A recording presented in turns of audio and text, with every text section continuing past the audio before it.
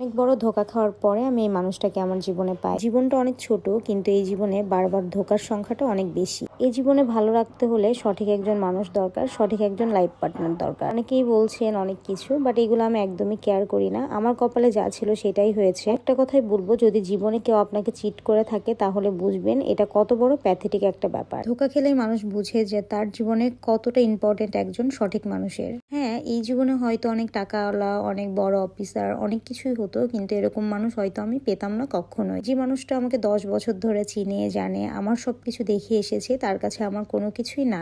জীবনে মনে হয়েছে আমি একজন সঠিক পুরুষকে পেয়েছি, যে পুরুষ আমার সব ভালো লাগা খারাপ লাগা সবকিছুর প্রাধান্য দেয়, যে পুরুষ আমার সবকিছুতেই হ্যাঁ বলে। আমি জীবনে এরকম কাউকে পেয়েছিলাম যে কিনা আমাকে অনেক বেশি কেয়ার করবে আর অনেক বেশি ভালোবাসবে। সবাই কিন্তু মাশাল্লাহ বলতে ভুলবেন না, সবাই একবার করে হলেও মাশাল্লাহ বলবে।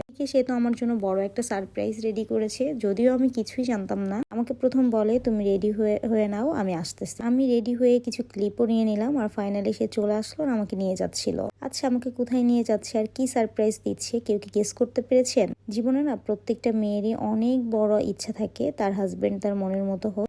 একগুচ্ছ গোলাপ নিয়ে দাঁড়িয়ে আছে ছেলেটা, আর দেখতেই পাচ্ছেন ভিতরে কিছু একটা আছে, যেটা আমি একবারের জন্য গেস করতে পারি নাই। আমি কিন্তু এখনো রুমের ভিতর ছিলাম, সে এটা ডেকোরেশন করছে, আর এখানে হচ্ছে ক্যান্ডেল লাইট ডিনার হবে আমাদের। দেখতেই পাচ্ছেন খুবই নর্মাল ভাবে সে ডেকোরেশন করছে, একটা একটা পাপড়ি ছিঁড়ে উপর দিয়ে ছিটিয়ে দিচ্ছে। বিশ্বাস করেন এই সময়ও আমি এখানে ছিলাম না, আর আমি জানিও না। আমি দিনের বেলা দেখেছি যে এই জায়গাটা সাজানো হচ্ছে, আর এই তো এদিকে হচ্ছে ফুল টুল দিয়ে সবকিছু সুন্দর করে সাজিয়ে দেন। ফাইনালি আমাকে আনতেও যায়, আর এটা ছিল ফাইনাল লুক। আর ফাইনালি সে আমাকে নিয়ে আসে এবং কাছ থেকে আমার চোখটা আটকিয়ে দেয়, বলে চলো তোমার জন্য একটা সারপ্রাইজ আছে। আসলে মেয়েরা এটুকুই চায়, মেয়েরা আহামরি কিছু চায় না, মেয়েদের আহামরি কোনো চাহিদাও নাই আমি মনে করি। যেহেতু আমরা সেম বয়সী, আমি তার কাছ থেকে লাখ লাখ টাকার জিনিসও চাইতেও পারবো না। আর সে যতটুকু দিয়েছে আলহামদুলিল্লাহ, এখানে একটা কিউট একটা রিং ছিল ডায়মন্ডের, আর সাথে আমাকে একগুচ্ছ গোলাপ ফুল দিয়েছে। আমি তাকে বলতেছিলাম তুমি আমাকে প্রপোজ করো, কোনোদিন তো প্রপোজ করলা না, আর যতবার করেছো ততবারে আমি দুষ্টুমি ফাজলামি করে উড়িয়ে দিয়েছি।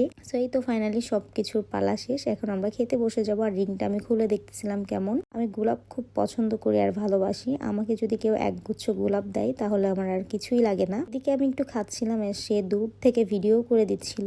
আমার খাওয়াও তার অনেক পছন্দের, মানে আমার সবকিছুই তার অনেক ভালো লাগে। আপনি যদি পারফেক্ট কাউকে চান তাহলে সেম বয়সে বিয়ে করে দেখেন, যে আপনাকে সে বুঝবে, আপনি তাকে বুঝবেন, আপনি কি চাচ্ছেন, কখন কি করতে চাচ্ছেন, সে সেটা ইনডাইরেক্টলি বা ডাইরেক্টলি বুঝে যাবে। সো ফাইনালি সবকিছু করে আমরা রুমে চলে আসি, আর এখন আমরা একটু ফ্রেশ হয়ে নিব। আর এটা ছিল আমাদের সেহরি টাইম, যেহেতু আমরা রোজার টাইমে গিয়েছিলাম, সো সেহরি তো করতেই হবে। সেহরি টেহরি শেষ করে এটা ছিল পরের দিন সকালবেলায় চলে যাওয়ার টাইমে। সো এভাবে করেই শেষ হলো আমাদের দিনটা।